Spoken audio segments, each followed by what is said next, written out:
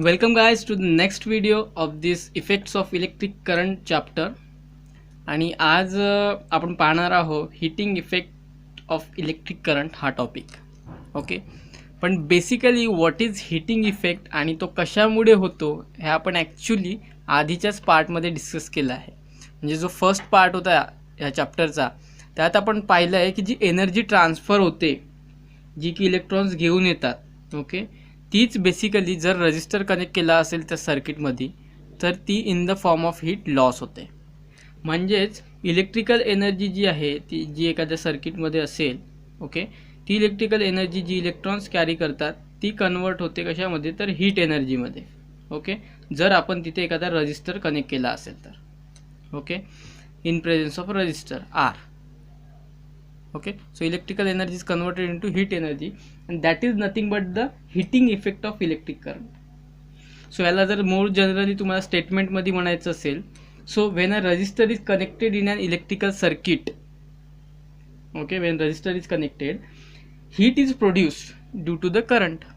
Heat is produced in the resistor due to the current and this is known as the heating effect of current.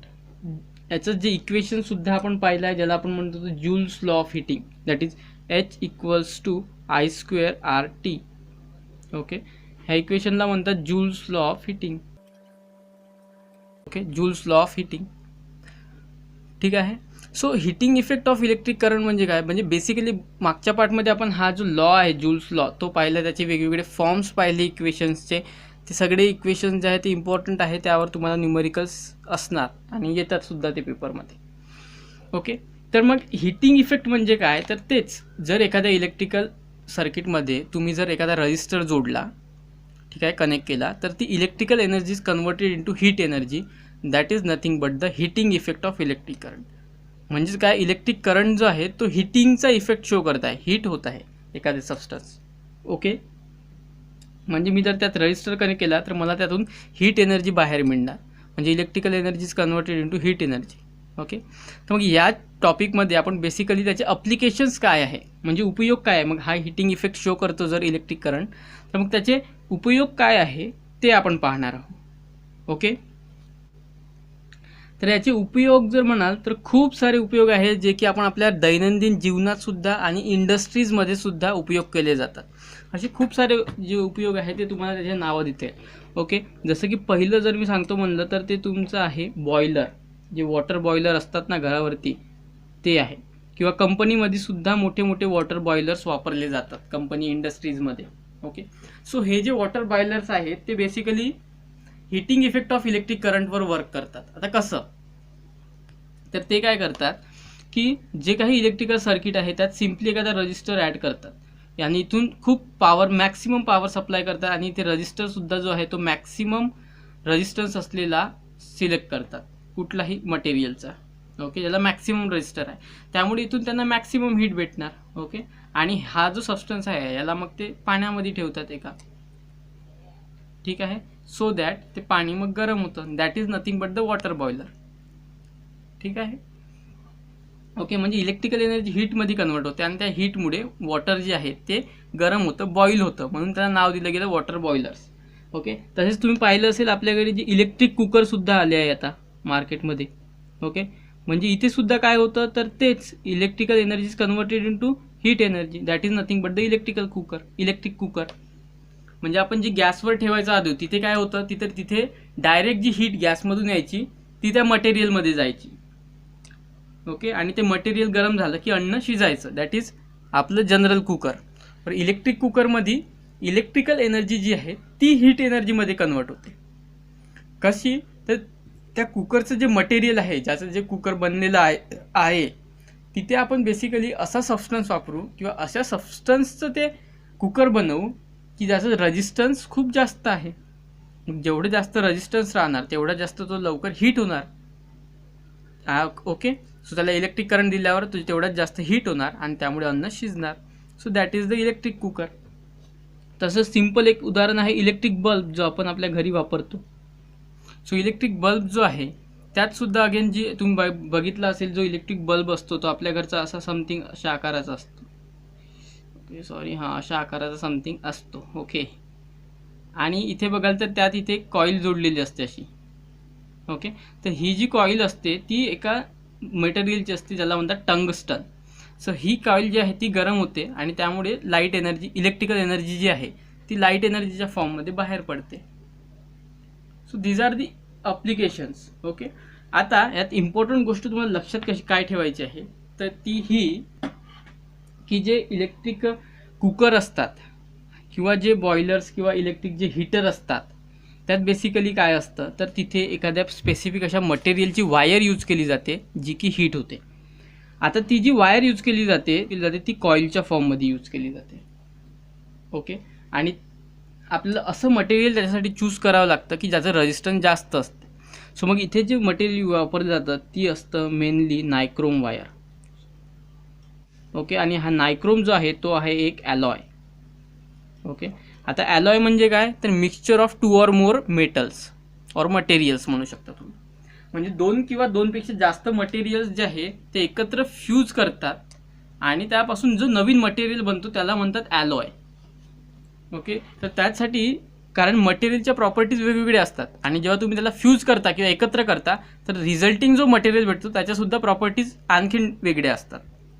So असे अनेक जेव्हा experiment केले गेले मटेरियल्सवर तेव्हा पाहिलं गेलं की जेव्हा तुम्ही निकेल ओके प्लस क्रोमियम आणि मॅग्नीज,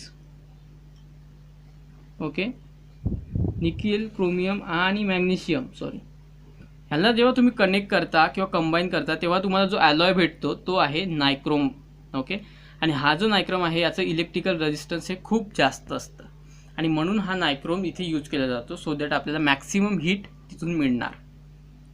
ओके, तर नायक्रोम वायर काय यूज करतात हे तुम्हाला कळलं आहे. तो ॲलॉय आहे आणि हा याला खूप जास्त हाय रेजिस्टन्स आहे, that's why nichrome wire is use. आता इथे जर बघाल बल्बमध्ये तर इथे सुद्धा एक वायर यूज केली जाते दॅट इज टंगस्टन. तर हा टंगस्टन जो आहे हा सुद्धा एक मेटल आहे आणि याचं सुद्धा रेजिस्टन्स जे आहे ते खूप जास्त आहे. त्यामुळे हा सुद्धा खूप जास्त हीट होतो आणि ती जी हीट एनर्जी मग लाईट एनर्जीमध्ये कन्वर्ट होते आणि आपल्याला लाईट बाहेर भेटतो बल्बमधून. सो इथे जी वायर यूज केली जाते बल्बमध्ये ती असते टंगस्टनची. खूप बारीक अशी फिलामेंट असते तुम्ही जर बल्बमध्ये बघितली तर. ओके, ठीक आहे. सो आपण जेव्हा म्हणतो की बल्ब गेला आहे तो ॲक्च्युली तिथली ही जी वायर आहे ती ब्रेक होते म्हणजे ती तुटते म्हणून बल्ब गेला म्हणतो आपण. ओके, सो म्हणजे तो जळत नाही मग बल्ब. तर इथे नायक्रोम वायर यूज केली जाते आणि इथे टंगस्टनची वायर. ठीक आहे, तर आता ही जी वायर आहे ती बेसिकली कॉईलच्या फॉर्ममध्ये यूज केली जाते. ठीक आहे, एक तर ती अशी स्वतःभोवती अशी कॉईल केलेली असते. ओके, अशी स्वतःभोवती कॉईल केलेली किंवा मग ती अशी सोलेनॉइड फॉर्ममध्ये कॉईल असते. ठीक आहे, तर आता ही कॉईलच्या फॉर्ममध्ये का बरं यूज केली जाते, सरळ सरळ वायर का ठेवली जात नाही तर ॲक्च्युली वायरचं जे रेजिस्टन्स आहे ज्याला तुम्ही आर म्हणता, ओके आर हे डायरेक्टली प्रोपोर्शनल असतं त्याच्या लेंथला. म्हणजे जेवढी जास्त त्या वायरची लेंथ असणार ना तेवढं जास्त त्याचा रेजिस्टन्स असणार. ओके, सो जेवढी जास्त लेंथ असणार तेवढंच रेजिस्टन्स असणार. कारण तुम्ही हा फॉर्म्युला शिकला असाल, R is equal to rho times L by A. Rho is electrical resistivity. Okay, resistivity, R is resistance, length upon area. So एखाद्या मटेरियलचे जे रेजिस्टन्स आहे ते त्याच्या रेजिस्टिव्हिटीवर, लेंथवर आणि एरिया किती आहे त्यावर डिपेंड असतं. सो म्हणजे जे डायरेक्टली प्रोपोर्शनल आहे लेंथला. सो जेवढी जास्त लेंथ तेवढं जास्त रेजिस्टन्स आणि तेवढी जास्त मग हीट प्रोड्यूस होणार. म्हणून जास्त लांबीचा व्हावा म्हणून त्याला कॉईल फॉर्ममध्ये यूज करतात. कारण सरळ वायर ठेवली तर ती कमी लेंथ होणार, तर त्याला जर तुम्ही गोल गोल गोल गोल गुणून ठेवली तर जास्त लेंथमुळे जास्त रेजिस्टन्स असणार आणि जास्त हीट प्रोड्यूस होणार. ठीक आहे, तर काही इन्स्ट्रुमेंट्समध्ये मग अशा प्रकारे कॉलिंग केली जाते तर काहीमध्ये अशा प्रकारे कॉलिंग केली जाते. ओके, तुमच्या पुस्तकात बघा इथे सरळ तुम्हाला इमेजेस दिले आहे, तुम्हाला बेटर समजणार तिथून. हे बघा, ही असते कॉइलिंग जी की मी तुम्हाला दाखवली आणि ही असते सोलेनॉइड टाईप कॉइलिंग. ओके, तर याच्यापैकी जी सुटेबल असते पर्टिक्युलर इन्स्ट्रुमेंटमध्ये ती वापरली जाते. जसं आता हे बघा, हे आहे इलेक्ट्रिकल कुकर, याच्यावर भांडं ठेवलं जातं आणि ते शिजवलं जातं. ओके, सो इथे बघा ही कॉइलिंग केली गेली आहे अशी. ओके, इथे सुद्धा एक कॉइलिंग केली आहे, तुमच्या पुस्तकात पहा क्लिअर दिसेल तुम्हाला बेटर. ओके, तर आता इतक्या पार्टमधल्या इम्पॉर्टंट गोष्टी कुठल्या त्या आधी नोट करून घ्या. ही डेफिनेशन जी की मी आत्ता सांगितले, heating effect of electric current, याला अंडरलाईन करा डेफिनेशनला. सेकंड पार्ट की इथे electrical conductors having higher resistivity are used. कुठले मटेरियल्स वापरतात मग इथे, तर ज्यांची रजिस्टिव्हिटी जी आहे ती हायर आहे. ओके, आणि त्याचंच एक एक्झाम्पल आहे ॲलॉय नायक्रोम. ओके, नायक्रोम आणि टंगस्टन वायर इन. ओके, हां, nichrome is used in electric heater cooker as a resistor. हा पॉईंट अंडरलाईन करा. आणि सेकंड म्हणजे tungsten wire is used in electric bulb. ठीक आहे. Okay, nice. आता नेक्स्ट जो पार्ट आहे आपण जो डिस्कस करणार आहोत पुस्तकातच आहे तुमच्या, तरी पण तुम्हाला समजावं बेटर. सो आता तुम्ही बघितलं असेल मागच्या पार्टमध्ये की जे युनिट आहे ते आहे इलेक्ट्रिकल पॉवरचं, ते आहे 1 वॅट. ओके, परंतु तुम्ही जर तुमच्या घरचा बल्ब जरी बघितला साधा, तर त्यावर 60 वॅट किंवा 100 वॅट असे युनिट्स असतात. म्हणजेच काय, तर एवढी पॉवर तो एकटा बल्ब कन्झ्युम करून टाकतो. मग तुमच्या घरी असे अनेक उपकरणं असतात, मग त्यांची टोटल जर जोडली तुम्ही तर खूप जास्त वॅट्स होतात.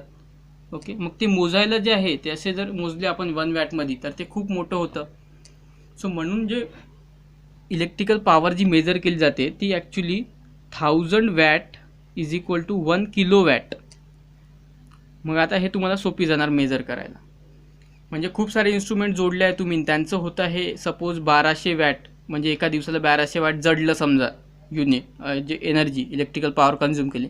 म्हणजेच काय, तर 1.2 किलो वॅट अशी आपण म्हणू, एवढी एनर्जी लागली आहे. म्हणजे हे मेजर करायला सोपी जाणार आपल्याला. म्हणून इलेक्ट्रिकल पॉवर जी आहे ती किलो वॅटमध्ये मेजर केली जाते. ओके, आता किलो वॅटला तर मेजर केली जाते, परंतु ती प्रत्येक तासानंतर व्हॅरी होत जाते. कारण एका तासाला एवढी असेल तर दुसऱ्या तासाला वाढत जाणार ती, बरोबर ना.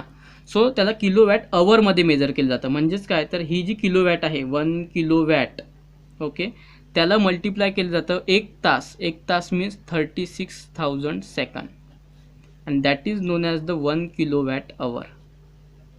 ओके, आणि यालाच म्हणतात 1 युनिट. आता तुमच्या घरी जे इलेक्ट्रिक बिल येतं ना, ते सुद्धा युनिट्समध्ये जडलेलं असतं. तुम्ही बघितलं असेल कदाचित त्यावर, किंवा तुमचं मीटरसुद्धा युनिट्समध्ये त्यावर जडलेलं असतं. आपण म्हणतो की आज ह्या महिन्याला एवढं युनिट बिल आलं आहे किंवा एवढं युनिट जडलं आहे. म्हणजेच काय, तर तुमच्या घरचे जे इलेक्ट्रिकल इन्स्ट्रुमेंट्स आहेत ना, त्यांनी तेवढी पॉवर कन्झ्युम केली आहे.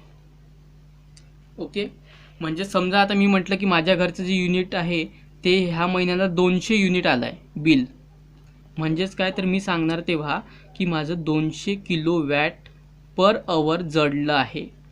काय जडलं आहे, तर माझ्या इन्स्ट्रुमेंट्स जडलं ही आपली जी नॉर्मल यूजेसची लँग्वेज आहे ती आहे, म्हणजे सामान्य लोक वापरतात ती. परंतु सायंटिफिकली जर बोलाल तर त्याला किलोवॅट अवर म्हणतात. ओके, सो 200 किलोवॅट अवर जे आहे ते माझं बिल आलेलं आहे किंवा तेवढी पॉवर कन्झ्युम केली आहे.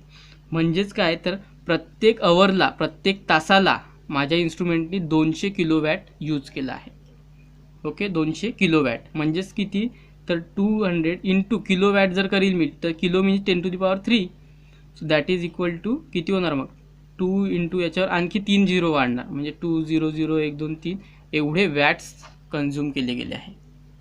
ओके, आणि आता हे युनिट जे आहे याचं एक ठराविक हे असतं, MSEBने डिसाईड केलेलं रेट असतात.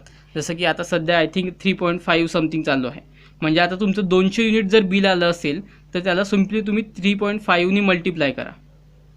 ओके, तर याचा आन्सर आय थिंक 35 म्हणजे 700 येणार.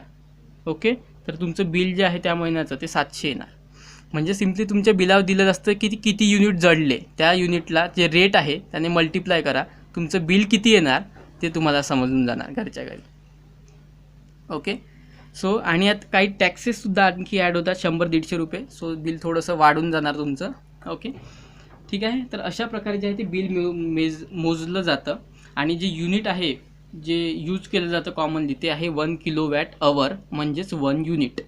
का बरं यूज केलं जातं, तर जे वॅट युनिट आहे 1 वॅट ते खूप लहान युनिट आहे किंवा खूप स्मॉल युनिट आहे, म्हणून मोठं युनिट 1 किलो वॅट अवर हे यूज केलं जातं. म्हणजेच काय, तर किती किलो वॅट पर अवरला एनर्जी जी आहे ती कन्झ्युम होते किंवा पॉवर कन्झ्युम केली जाते इन्स्ट्रुमेंट्सकडून आपल्या घरच्या, त्यालाच म्हणतात 1 युनिट. ओके, ठीक आहे. आता इथे जर तुम्ही व्हॅल्यूज टाकाल 1 किलो वॅट अवर, ओके, तर इथे 1 किलो वॅट म्हणजे किती आहे मग, तर 1 किलो वॅट म्हणजे 1000 वॅट. ओके, वॅट मिली येत नाही, ठीक आहे. आणि किलोवॅट ओके म्हणजे 1000 वॅट, ठीक आहे. आणि अवर म्हणजे किती सेकंद झाले मग 3600 सेकंद. आणि याला जर तुम्ही कॅल्क्युलेट कराल तर याचा आन्सर येतं 3.6 × 10⁶.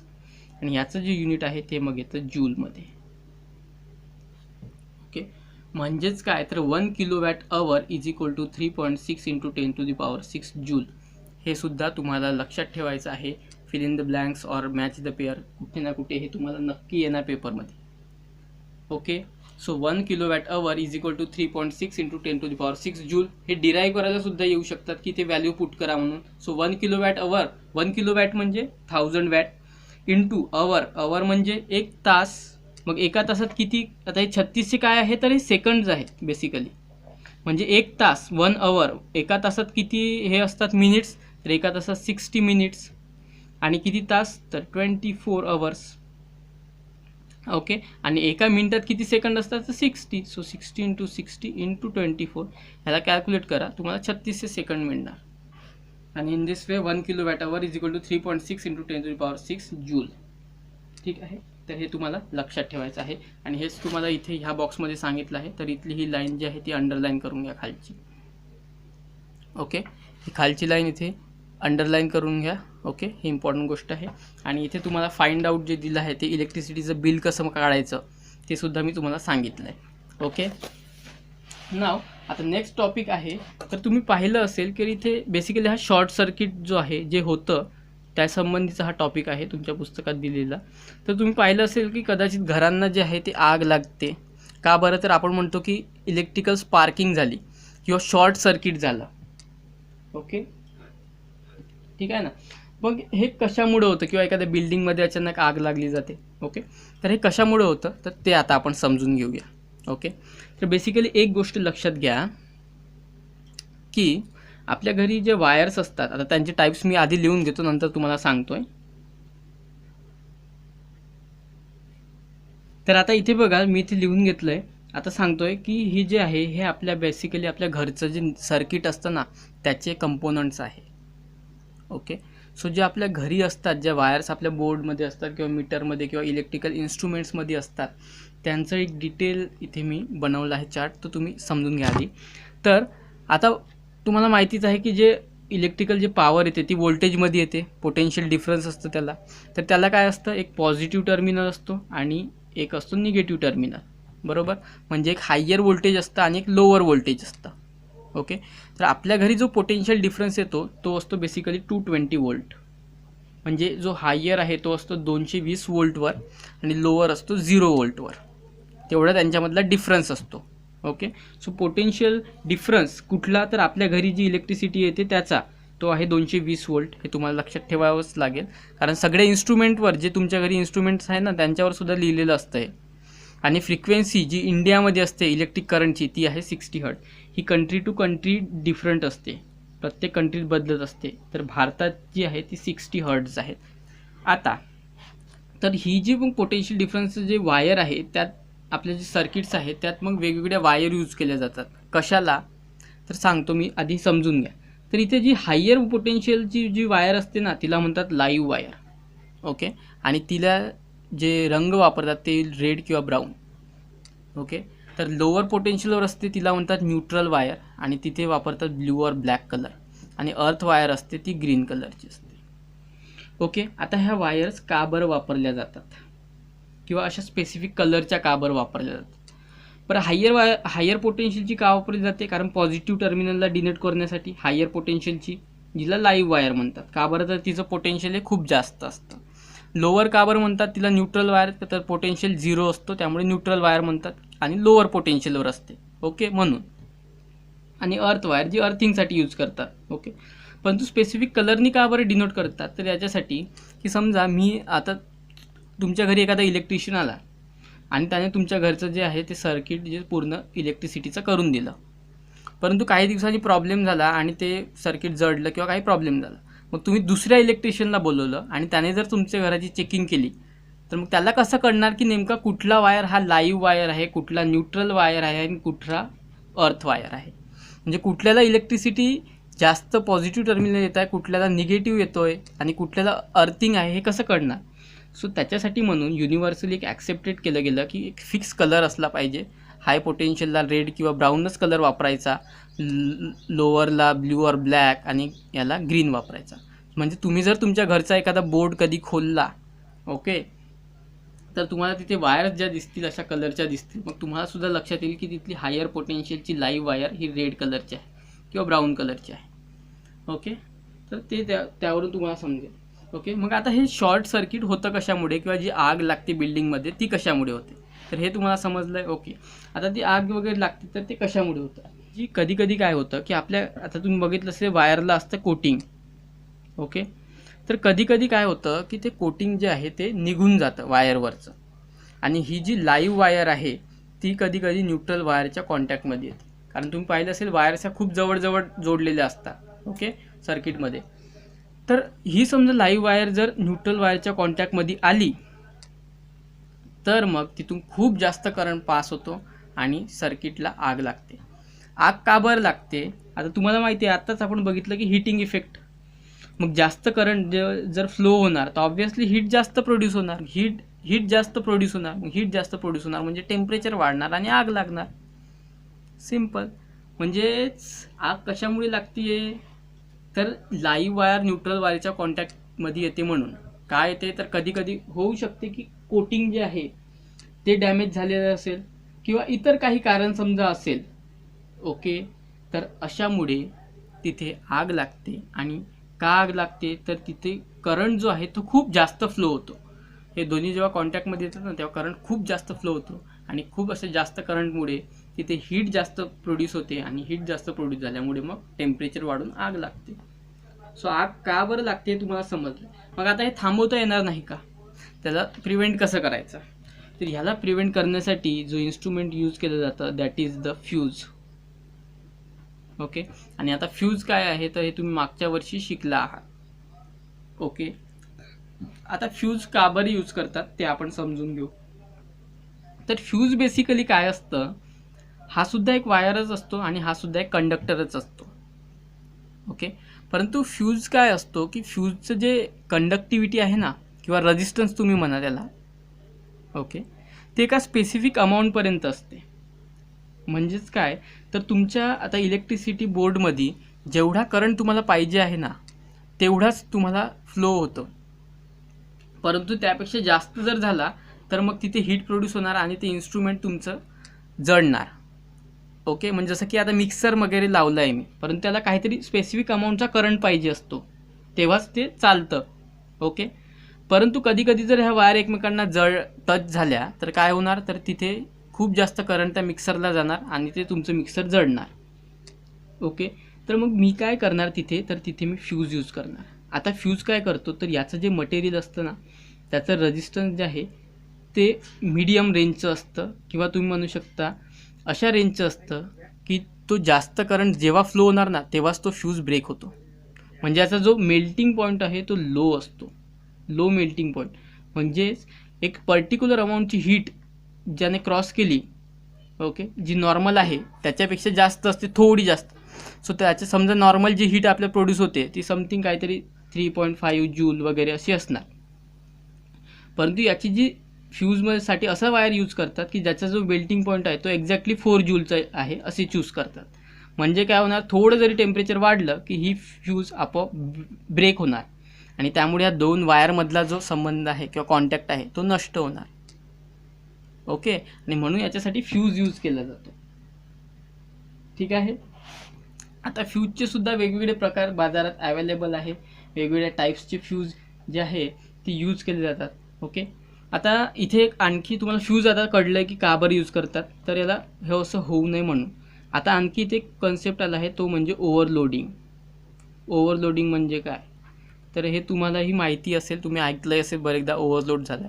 तर ओव्हरलोडिंग म्हणजे काय बेसिकली, तर तुम्ही पाहिलं असेल की जेव्हा दिवाळी वगैरे असते किंवा उन्हाळा वगैरे असते तेव्हा कूलर, AC वगैरे चालू असतात, किंवा दिवाळीमध्ये लाईटनिंग वगैरे. ओके, तर अशा त्यामुळे काय होते, तर इलेक्ट्रिक पॉवर जी आहे ती खूप जास्त प्रमाणात कन्झ्युम केली जाते. ओके, तर त्यामुळे काय होतं, जे सप्लायर्स असतात ना इलेक्ट्रिसिटीचे त्यांना म्हणतात ट्रान्सफॉर्मर्स. ओके, ज्यांच्यापासून आपल्याकडे इलेक्ट्रिसिटी येते. तर ते ट्रान्सफॉर्मर्स जे आहे त्यांना खूप इलेक्ट्रिसिटी एकाच वेळी सप्लाय करावी लागते, त्यामुळे त्यांच्यावर लोडिंग होतं. ओके, लोडिंग होतं मीन्स लोड वाढतं त्यांच्यावर, जसं आपण आपल्यावर अभ्यासाचं लोड आहे तसंच. ओके, पेपर आले की लोड वाढतं, तसंच त्यांच्यावर सुद्धा लोडिंग वाढतं. का बरं? तर तिकडून मागणी वाढली आहे, डिमांड वाढली आहे इलेक्ट्रिसिटीची, त्यामुळे त्यांना एकाच वेळी खूप जास्त सप्लाय करावी लागते इलेक्ट्रिसिटी. म्हणजेच काय, तर लोडिंग जी आहे ती ओव्हरलोडिंग झाली आहे, एकदम अति वाढ झाली आहे. सो अशा केसमध्ये काय होतं, तर हा जो ट्रान्सफॉर्मर आहे तो डॅमेज होऊन जातो. ओके, आणि इथे सुद्धा अगेन फ्यूज यूज केला जातो. फ्यूज जो आहे तो ती मॅक्सिमम पॉवर सप्लाय करायच्या ह्याच्यात. का बरं मॅक्सिमम पॉवर फ्यूज का यूज करतात? कारण इथून जेव्हा इलेक्ट्रिसिटी जाते ना, तीसुद्धा मग खूप मॅक्सिमम अमाऊंटमध्ये जाते. मग मॅक्सिमम अमाऊंटमधून गेल्यामुळे तिथले जे वायर्स आहे ते त्यांच्यामध्ये सुद्धा हीट प्रोड्यूस होते. ओके, हीट प्रोड्यूस झाल्यामुळे तिथे सुद्धा मग फ्यूज यूज करतात. ओके, बर्निंग होऊ नये म्हणून. सो फ्यूज जो आहे तो मग सप्लाय कट करून देतो. Okay, and that's why then तिथे जे पॉवर आहे ती शट ऑफ होते. ओके, किंवा पॉवर बंद होते. म्हणजेच कशामुळे, तर लाईट जाते मग त्याची बिकॉज ऑफ ओव्हरलोडिंग. सो ओव्हरलोडिंगमुळे मग लाईट चालली जाते. ओके, सो हेच तुम्हाला आता पुस्तकात देखील सांगितलं आहे. इथल्या इम्पॉर्टंट गोष्टी कुठल्या आहेत त्या नोट डाऊन करून घ्या तुम्ही. सो इथे ज्या वायर्स आहेत ते 3 इथे टाईप्स दिले आहे तुम्हाला, ते तुम्ही वाचून घ्यावे. जस्ट तुम्हाला समजून जाणार, सोपी टॉपिक आहे खूप. ओके, इथे आग का बरं लागते आणि त्याला फ्यूज यूज करतात तेच सांगितलं आहे बेसिकली. इम्पॉर्टंट असं म्हणजे काय हे वाचून घ्या तुम्ही, समजून जाणार. आता ओव्हरलोडिंग काय आहे, तर इथे दिलेलं आहे ओव्हरलोडिंग. ओके, ह्या पॅरेग्राफमध्ये दॅट इज ओव्हरलोडिंग. आता इथे बघा तुम्ही, इथे फ्यूजचे वेगवेगळे टाईप्स दिले आहे तुम्हाला. तर आपण जो जनरली पाहतो तो हा फ्यूज तुम्ही पाहिला असेल, तुमच्या घरी देखील हा फ्यूज असेल, किंवा जे मोठे मोठे सप्लायर्स असतात इलेक्ट्रिसिटीचे वगैरे, MSCB वगैरे, तिथे सुद्धा हा फ्यूज मोस्टली यूज केला जातो. ओके, तर हा जो आहे तो मोठ्या ठिकाणी यूज केला जातो, म्हणजे जसं मीटर वगैरे झालं तिथे. परंतु हे जे स्मॉल दिसतं आहे तुम्हाला, हे जे आता इतकं टेक्नॉलॉजी पुढे गेली आहे की स्मॉल इन्स्ट्रुमेंट्स आले आहे. जसं तुमचा TV झाला असेल, फ्रीज झाला असेल, तर तिथे एवढा मोठा लावणं शक्य नाही. सो तिथे मग असे स्मॉल जे आहे ते यूज केले जातात. असे छोटे वगैरे जे पॉवर सप्लायर्स येतात छोटे DCवर चालणारे, त्यात वगैरे हे छोटे यूज केले जातात, कारण तिथे मोठा वापरणे शक्य नसतं म्हणून. सो वेगवेगळे असे टाईप्स आहेत. तुम्हाला यूट्यूबवर वगैरे सुद्धा याचे वेगवेगळे व्हिडिओज मिळून जातील, किंवा गुगलवर तुम्ही पाहू शकता. ओके, आता इथे तुम्हाला एक दिलं आहे डू यू नो. तर इथे MCB means miniature circuit breakers, हे सुद्धा जे फ्यूज आहे ना त्याच्यासारखंच असतं. ओके, तर इथे हे काय करतात की डायरेक्ट करंट जे आहे तो थांबवून देतात. तिथे काय होतं फ्यूजमध्ये, तर ती फ्यूजची वायर ब्रेक होते. ओके, त्यामुळे त्यांच्यामधला लाईव्ह वायर आणि न्यूट्रल वायरमधला संबंध तुटतो. परंतु हे MCB जे आहे ते करंट जास्त जर झाला तर डायरेक्ट सर्किट जे आहे करंटला स्टॉप करून देतात. म्हणजे एका पर्टिक्युलर अमाऊंटपेक्षा जास्त करंट गेला तर सरळ करंटच स्टॉप करून देतात. ओके, सो त्यांना म्हणतात MCB मिनिएचर सर्किट ब्रेकर, सर्किटच ब्रेक करून टाकतात ते सरळ. ओके, सो हे सुद्धा फ्यूजच्या ठिकाणी जे आहे ते यूज केले जातात. ओके, ठीक आहे. सो आय होप की आता हीटिंग इफेक्ट आणि त्याचे अप्लिकेशन्स जे आहे ते तुम्हाला आता समजले असतील. ओके, सो आता आपण पाहूया सॉल्ड एक्झाम्पल्स. ओके, तर पहिला आहे मग a 6 meter long wire made from an alloy nichrome.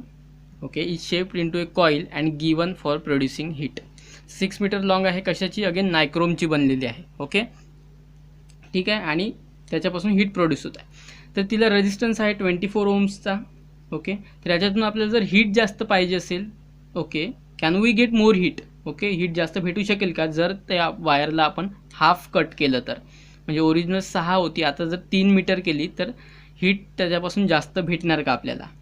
Okay, ठीक आहे. आणि याच्यासाठी for getting energy 2 ends of wire are connected to source with potential difference 220 volt. ठीक आहे, तर पोटेन्शियल डिफरन्स आहे 220 वोल्ट. तर आता तुम्ही बघाल तर हीट म्हणजे बेसिकली काय, तर पॉवर. ओके, पॉवरमध्येच आपण मेजर करतो. Power is what? Energy per unit time, आणि energy is nothing but here heat. इथे एनर्जी ही हीटमध्ये कन्वर्ट होत आहे. So heat per unit time म्हणजेच power. So greater the power greater is the energy. Okay, greater the power greater is the energy, greater is the energy means greater is the heat. Okay, तर मग आता इथे बघाल तर इथे पॉवरचा जो formula आहे तो आपल्याकडे आहे V × I. ओके, आणि इथे आता according to Ohm's law V equals to I into R. तर मग मी इथे काय करतो, माझ्याकडे काय दिलं आहे गिवननुसार व्ही दिला आहे माझ्याकडे 220 वोल्ट आणि आर दिला आहे माझ्याकडे. ओके, सो मी काय करतो, इथे जो आय आहे त्याला काय होणार, आयला म्हणजे हा आर जर इकडे नेला तर V upon R is equal to I होणार. सो मी इथे ती व्हॅल्यू पुट करतो आहे, व्ही इक्वल्स टू ना आयच्या जागी मी पुट करतो आहे व्ही अपॉन आर. कशावरून, ओम्स लॉवरून. तर मला भेटतं आहे मग व्ही स्क्वेअर बाय आर. तर ह्या क्वांटिटीज मला दिले आहे, व्हीसुद्धा आहे माझ्याकडे आणि आरसुद्धा आहे. सो मला पी मिळणार. ओके, तर मग मी इथे 2 केसेस करणार. पहिल्या केसमध्ये जेव्हा वायरची लेंथ जी आहे ती किंवा जे रेजिस्टन्स आहे ते 24 ओम होतं तेव्हा. ठीक आहे, ह्या फॉर्म्युल्यानुसारच मी आता यूज करणार आहे. So P equals to V square by R, 220 वोल्टच राहणार. पण आर जे आहे जेव्हा लेंथ फुल होती तेव्हा किती होतं, तर 24 ओम्स. सो मी ते 24 टाकलं आणि मला एवढं वॅट, 201 वॅट आन्सर आलं. म्हणजे एवढी पॉवर कन्झ्यूम करणार जर पूर्ण लेंथ असेल तर. तर मग जर समजा कमी जर केली लेंथ तर काय होणार. आता मी तुम्हाला आधीच सांगितलं आहे की R is directly proportional to L. म्हणजे जेवढं लेंथ जर कमी झाली तर रेजिस्टन्ससुद्धा कमी होणार. मग इथे बघाल तर लेंथ जी आहे ती आपण हाफ केली आहे, half of its original length. ओरिजिनलच्या हाफ केली आहे म्हणजे L/2. सो आरसुद्धा R/2 होणार. म्हणजे आधी आर 24 होता तर आता 2ने डिवाईड करा म्हणजे 12 होणार. सो इथे आर घेतला आहे मग 12 आणि आन्सर आलं आहे 403 वॅट्स. ओके, मग आता बघा, तर जेव्हा हाफ केलेले तेव्हा पॉवर जी आहे ती जास्त आली आहे. बरोबर, पॉवर जास्त आली याचाच अर्थ काय की तेवढी जास्त हीट प्रोड्यूस झाली आहे. त्यामुळे it means that more heat will be produce after cutting the wire into half. जास्त हीट इथे प्रोड्यूस होणार जर वायरला हाफ कट केलं. ओके, ठीक आहे. नेक्स्ट एक्झाम्पल आहे की a cell is connected to a 9 ohm resistance. Okay, cell connect केला गेला बिकॉज ऑफ हिच हीट जी आहे ती 400 जूल प्रोड्यूस केली झाली पर सेकंद. ओके, आता heat produces 400 joule per second. इथे तुम्ही समजून घ्या, हे बरोबर सांगतोय मी. Due to current flowing through it obtain potential difference applied across the resistance. आता इथे दिलं काय आहे ते जरा केअरफुली बघा की इथे म्हटलं आहे की हीट जी आहे 400 जूल पर सेकंद प्रोड्यूस केली गेली. आता जूल पर सेकंद म्हणजेच काय आहे तर वॅट आहे ते. म्हणजेच दिलं काय आहे तुम्हाला, सेकंड प्रॉब्लेम आहे हे, दिलं काय आहे तुम्हाला तर पॉवर दिलं आहे. पॉवर त्याच आपण कशाला मध्ये मोजतो, वॅटमध्ये. म्हणजेच काय तर joule per second, that is energy per unit time. So इथे दिलं आहे तुम्हाला की हीट ऑफ विथ 400 जूल म्हणजे एनर्जी दिली आहे तुम्हाला 400 जूल पर सेकंद प्रोड्यूस होत आहे. ठीक आहे, आणि 9 ओमचा रेजिस्टन्स दिला आहे. ओके, तर तुम्हाला विचारलं आहे की पोटेन्शियल डिफरन्स म्हणजे काय मग. ओके, तर आत्ताच आपण पोटेन्शियल डिफरन्सचा फॉर्म्युला पाहिला की V square by R. So इथे सुद्धा आपण यूज करू शकतो. का बरं, तर व्ही स्क्वेअर दिला आहे आपल्याला. ओके, सॉरी, व्ही स्क्वेअर आपल्याला काढायचं आहे. इथे पोटेन्शियल डिफरन्स किती आहे तर ते काढायचं आहे आपल्याला. ओके, आणि इथे पॉवर दिलेली आहे आपल्याला. ओके, पॉवर म्हणजेच काय तर एनर्जी पर युनिट टाईम. इथे म्हटलं आहे बघा, heat of 400 joule is produce per unit per second. म्हणजे 400 जे आहे ती पॉवर आहे. ओके, सो इथे मग व्हॅल्यूज टाका सिम्पली. म्हणजे 400 जी आहे ती मग पॉवर येणार आणि व्ही स्क्वेअर काढायचा आहे तुम्हाला. आणि आर दिला आहे 9 ओहम. ओके, तेच इथे केलं आहे त्यांनी. सो मग या 9ला इकडे घ्या आणि व्ही स्क्वेअर याचा अंडर रूट घ्या मग. तर हे तुम्हाला आन्सर येणार. सॉरी, इथे दिसलं नाही. ओके, सो इथे हा व्ही स्क्वेअर नंतर आर तुम्ही इकडे घ्या आणि याला कॅल्क्युलेट करा. 60 जे आहे ते आन्सर येणार नंतर. ओके, नाव थर्ड प्रॉब्लेम आहे यात की an electrical iron uses a power of 1100 watt when set to a higher temperature. Okay, म्हणजे हायर टेम्परेचरला जास्त वॅट लागतं आहे, बरोबर आहे. If set to lower temperature it uses 330 volt watt.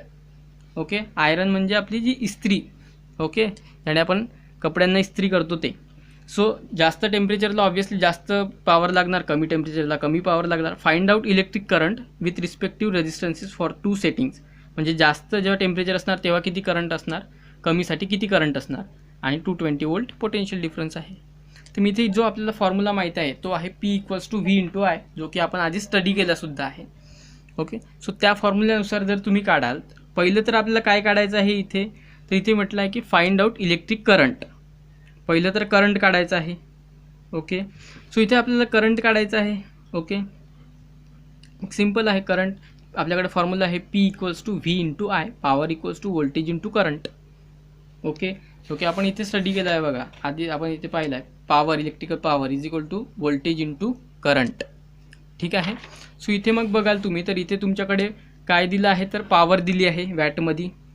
Okay, आणि व्होल्टेज दिलं आहे, त्यावरून तुम्ही करंट फाइंड करू शकता. मग सो मग करंट होणार P equals to V into I आहे, त्यावरून आय होणार पी अपॉन व्ही. मग पी आहे हा, व्ही आहे 220 वोल्ट, त्यावरून करंट भेटणार पहिल्या याच्यासाठी 5 अँपियर. तर सेकंड केसमध्ये पॉवर आहे 330 वोल्ट, तर मग इथे पॉवर पुट करा 330 वोल्ट आणि करंट येणार 1.5. ओके, आता इथे करंट फाइंड करायचं अँड द रिस्पेक्टिव्ह रेजिस्टन्ससुद्धा फाइंड करायचा. मग याच्यासाठी तुम्ही फॉर्म्युला यूज करता Ohm's law, simple V equals to I R. Okay, V म्हणजे पहिल्या याच्यात तुम्ही जो फॉर्म्युला केला आहे तो आहे P equals to V into I, सेकंडमध्ये आहे V equals to I into R. यावरून आर फाइंड करायचं असेल तर आयला इकडे न्या, म्हणजे व्ही अपॉन आय होणार. So V upon I. पहिल्या केसमध्ये सुद्धा व्होल्टेज तेच राहणार, सेकंडमध्ये व्होल्टेज तेच राहणार, फक्त करंट जो आहे पहिल्या केसमध्ये 5 अँपियर आहे तर 5 पुट करा इथे. सेकंड केसमध्ये तोच करंट तुम्हाला भेटला आहे 1.5 अँपियर, सो इथे 1.5 पुट करा आणि रेजिस्टन्सची व्हॅल्यू मिळेल तुम्हाला. ओके, फोर्थमध्ये बघाल तर an electric tungsten bulb is connected to a home circuit. Okay, tungsten bulb आणि the home electric supply runs at 220 volt potential difference. When switched on a current of 0.45 ampere flows through the bulb. जेव्हा सुरू केला तेव्हा 0.45 ampere current flow होत आहे. Okay, what must be the power of the bulb, त्याची power किती असायला पाहिजे त्या बल्बची. ओके, म्हणजे किती पॉवर ते यूज करतं. ठीक आहे, जर त्यातून एवढा करंट फ्लो होत असेल तर. And okay, if it is kept for, आणि समजा तर जर तुम्ही 10 तास चालू ठेवला तर मग किती युनिट पॉवर कन्झ्युम होणार. आपल्या इलेक्ट्रिक बल्बसारखं आहे, तुम्ही घरीसुद्धा काढू शकता की मी एखादा बल्ब 10 तास चालू ठेवला तर किती होणार. कारण पॉवर म्हणजेच काय तर potential difference V into I, P equals to V into I. Power is potential difference into current. Potential difference आहे 220 वोल्ट आपल्या घरचा, करंट त्यातून फ्लो होत आहे 0.45 दिलेला आहे, त्यावरून पॉवर जी कन्झ्युम होते ती आहे 99 वोल्ट. ओके, यालाच जर मी 10 तास ठेवलं तर त्याला सिम्पली तेवढ्या सेकंदनी जे आहे ते मल्टिप्लाय करावं लागेल. ओके, जर मला जूलमध्ये आन्सर पाहिजे असेल तर. परंतु जर मी किलोवॅट अवरमध्ये म्हटलं तर मला काय सिम्पली अवर्सनी मल्टिप्लाय करावं लागेल. So 99 watt into 10 hours is equal to 990 watt hour, म्हणजेच काय तर 0.99 किलोवॅट अवर. ओके, कारण 1 किलो म्हणजे काय 1K ज्याला आपण म्हणतो, that is equal to 1000. Okay, 1K म्हणजे 1 किलो मीन्स 1000. सो इथे मग हा जो 0 आहे इथला हा पुढे नेला आहे 3 पॉईंटने, म्हणून इथे किलो आला आहे. तर इथे तुम्ही 3 जर टाकाल K इक्वल्स टू 1000 जर व्हॅल्यू टाकाल तर हा 0 आणखी येणार, म्हणजे हेच आन्सर तुम्हाला भेटणार इथे. ओके, सो इथे वॅट अवरला किलो वॅट अवरमध्ये कन्वर्ट केलं गेलं आहे. ठीक आहे, मग 10 तास जर बल्ब चालला तर 0.99 किलोवॅट अवर तेवढी पॉवर तो कन्झ्युम करणार किंवा युनिट्स तेवढे कन्झ्युम करणार. Okay, so that's all for guys this video. जर तुमच्या काही क्वेरीज असतील किंवा काही प्रॉब्लेम असतील, काही समजलं नसेल तर तुम्ही कमेंट बॉक्समध्ये नक्की तुमच्या कमेंट्स टाकू शकता. ओके, मी जरूर त्यांना आन्सर करेन. ओके, आणि चॅनलला जर तुम्ही आत्तापर्यंत सबस्क्राईब नसेल केलं तर सबस्क्राईब करा, बेल आयकॉनसुद्धा प्रेस करा आणि व्हिडिओला लाईक करा. ठीक आहे, शिकवणं जर आवडलंच असेल, तुम्हाला समजलं देखील असेल, तसे हुशार आहातच तुम्ही, समजलं असेल. ओके, सो भेटूया मग नेक्स्ट पार्टमध्ये. Okay, so thanks for watching.